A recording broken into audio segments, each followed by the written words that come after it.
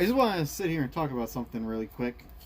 Hi, this is Josh from Josh the Geeky Workbench, and I want to talk about something real quick here while I'm working on my trigger assembly, kind of jumping all over on this project for our pulse rifle from Aliens.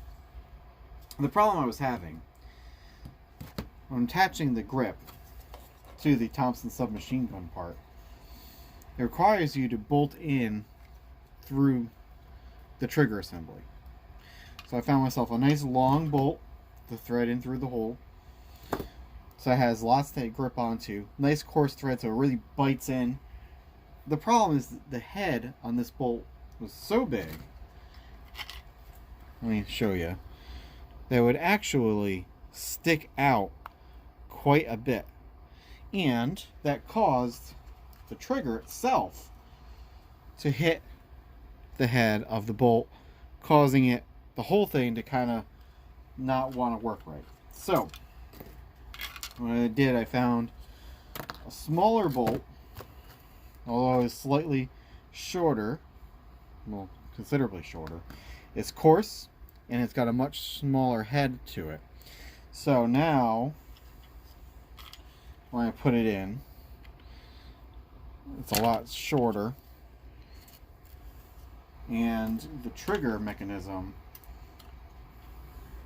misses entirely. Let's see if I can get a good picture in on that. The whole thing kind of misses it. So I did one other thing just to make sure I had plenty of clearance, is I used the countersink set on my drill. The Ryobi brand is what I have.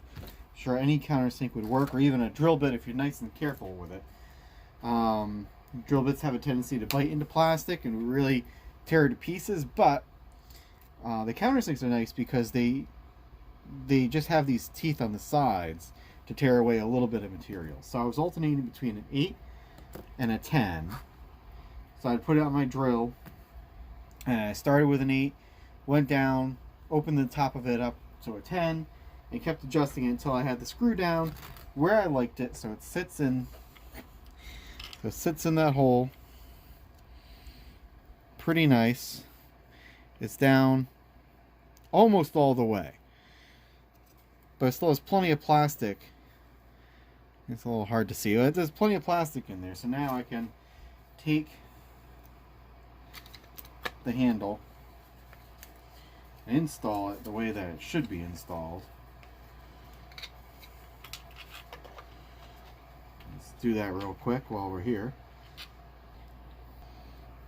Alright, so I had to do that off screen so I could really focus on it, but with it tight, I actually pulled that screw in, I think, closer to almost flat.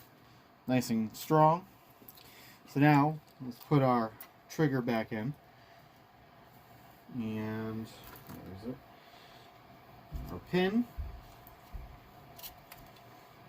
Put it in from the correct side. So our pin in, now let's see, totally misses the screw.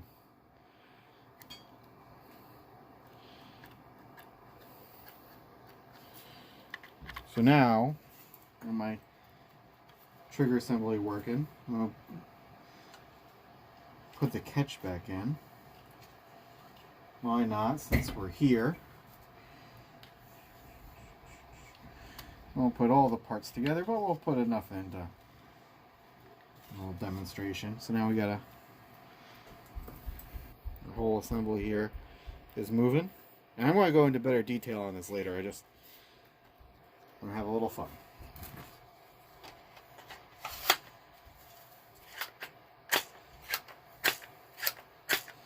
And, you know,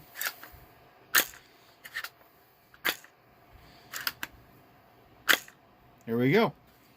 That's how we do it down at Josh's Geeky Workbench.